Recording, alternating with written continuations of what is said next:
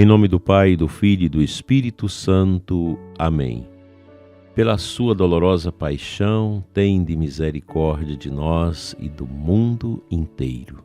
Dileto e amado ouvinte do programa Oração da Manhã, nós estamos juntos mais uma vez para celebrar os louvores de Deus aqui na nossa Diocese de Formosa e com você que nos acompanha de outras localidades distantes ou próximas.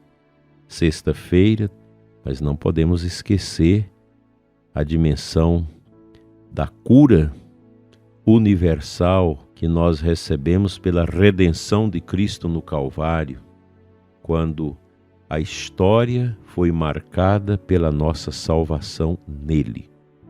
Dando sequência às nossas meditações, hoje o interlocutor do cardeal Sara, o Nicolas, que faz essa entrevista que resultou nesse livro, pergunta a ele, de outro ângulo, qual é o nexo entre silêncio e mistério? Responde, muitas vezes as palavras trazem consigo a ilusão da transparência, uma vez que nos permitem compreender tudo, controlar tudo, ordenar tudo. A modernidade é falante, pois é orgulhosa. Será que a nossa incessante taraguelice nos torna orgulhosos?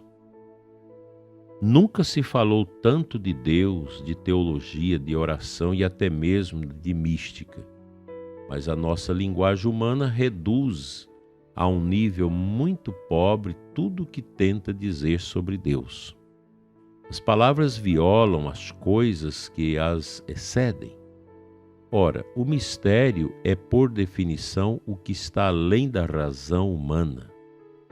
Em sua teologia mística, o pseudo-Dionísio Areopagita escrevia que, confrontados com a realidade que está além de tudo, que está adiante do próprio mistério, somos levados às trevas mais luminosas do silêncio, que se enche de esplendores ainda mais belos que a beleza, as inteligências que sabem fechar seus olhos. Há uma verdadeira advertência para a nossa civilização. Se a nossa inteligência não sabe mais fechar os olhos, se não sabemos mais nos calar, então seremos privados do mistério, de sua luz, que está além das trevas, de sua beleza, que está além de toda a beleza. Sem o mistério, somos reduzidos à banalidade das coisas terrenas.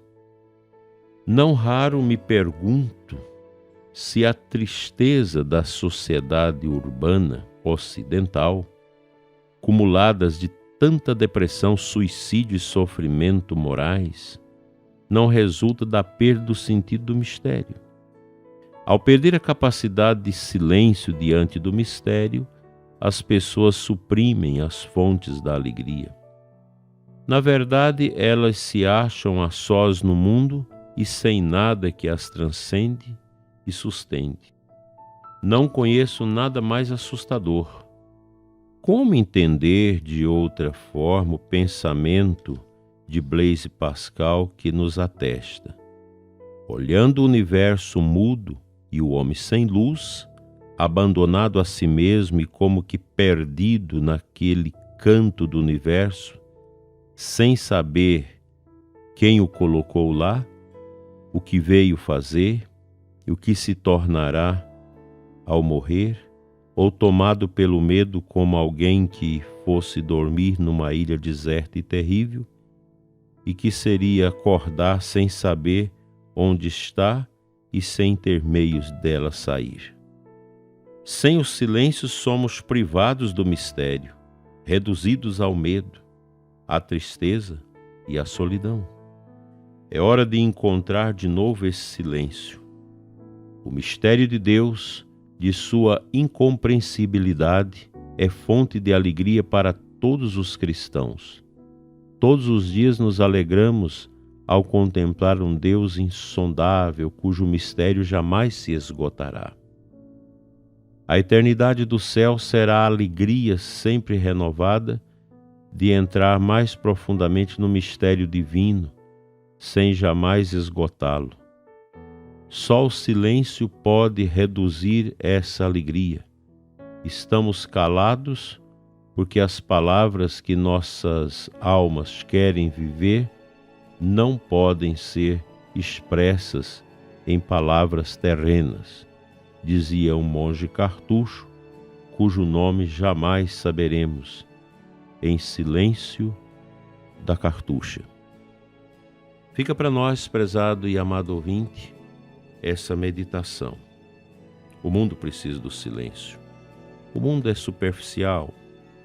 A civilização é superficial. Nós recorremos sempre a esse tema porque ele é um tema próprio da filosofia cristã, da antropologia cristã, em relação a Deus. De Deus, pouco podemos falar, pois quanto mais falamos de Deus, mais parece que Ele se esconde de nós. Mas quanto mais nós fazemos silêncio e procuramos acolhê-lo no silêncio, mais Ele se aproxima de nós. Esse é o caminho que nós devemos percorrer de forma insistente. O contexto que nós vivemos é um contexto agressor da nossa fé. Há uma agressão permanente à fé, sobremaneira nesses tempos, a fé cristã. Quando você vê as pautas das chamadas minorias que querem violentamente disseminar o ódio contra a fé cristã, levando a termo até mesmo momentos de tentativa de destruição dos templos católicos e por aí vai, a gente percebe como o mal é cruel e cruento, como o mal age contra o Evangelho, contra Deus. Uma mãe partilhava comigo com grande tristeza que todos os seus filhos se tornaram ateus por causa da faculdade, porque lá está o ninho do marxismo cultural, da revolução cultural, e joga a Igreja Católica no rol de todas as religiões, como se nenhuma delas tivesse valor, e desconstrói a nossa fé. E os nossos jovens, desavisados como são, acabam bebendo esses ensinamentos parcos, miseráveis, que rouba-lhes o tesouro da fé sem colocar nada no lugar. Porque os ateus militantes, eles são assim, eles tentam tirar a fé do coração das pessoas, mas não tem nada para oferecer-lhes. Triste realidade, dolorosa situação que nos coloca em prontidão.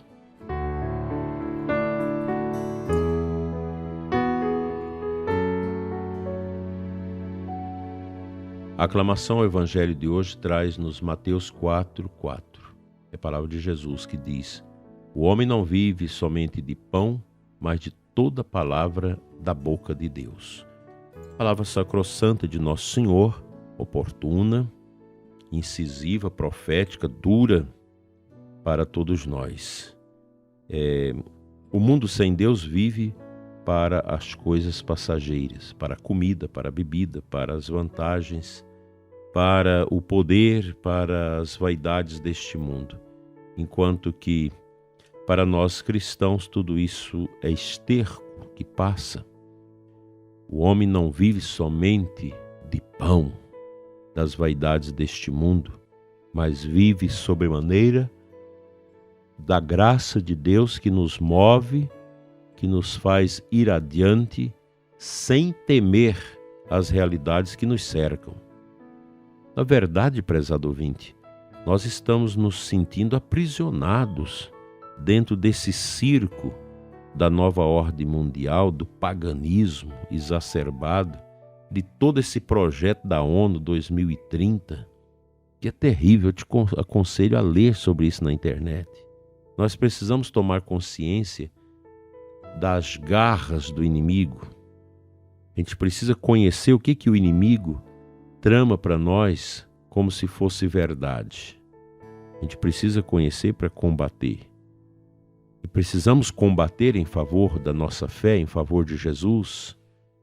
Nós não podemos deixar que a igreja seja engolfinhada por tantas misérias a partir de dentro dela. Quem mais persegue a igreja? São os que estão dentro dela. Isso não é constatação minha. Isso é constatação da própria igreja, de cardeais sérios que sempre falaram disso. Eu lembro, alguns 8, 9 anos atrás, um cardeal cujo nome não me recordo, e dizia, humanamente falando, não existe mais solução para a igreja nem para o mundo. Mas nós cremos em algo maior, que é o Espírito Santo que assiste a igreja em toda a sua trajetória nesse mundo. Por isso nós não temos medo que a igreja venha a terminar na terra. Isso não vai acontecer, pois a igreja vive a sua missão na expectativa da volta de nosso Senhor Jesus Cristo. Nós estamos vivendo dentro desse período de Páscoa tão bonito, tão importante, essa certeza que o Senhor virá e Cristo voltará. O reinado dele será manifesto no final dos tempos. A ciência fica aí dando seus pitis através de pessoas que querem ser verdadeiros sacerdotes desta seita científica que vão se criando. Mas a ciência não é tudo, a ciência não dá conta de solucionar tudo e muito menos oferecer qualquer tipo de solução para essas dificuldades. Creiamos no poder de Cristo e deixemos que Ele nos conduza através do seu silêncio.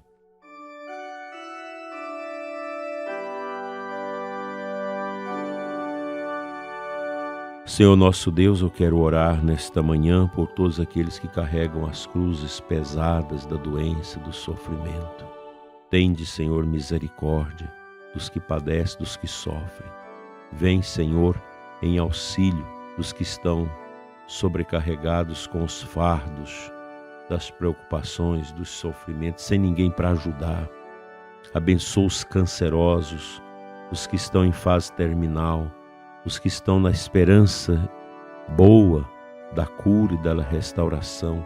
Dai, Senhor, pelas mãos dos médicos e através dos remédios, a cura e a restauração de todos os enfermos ouvintes deste programa. Amém.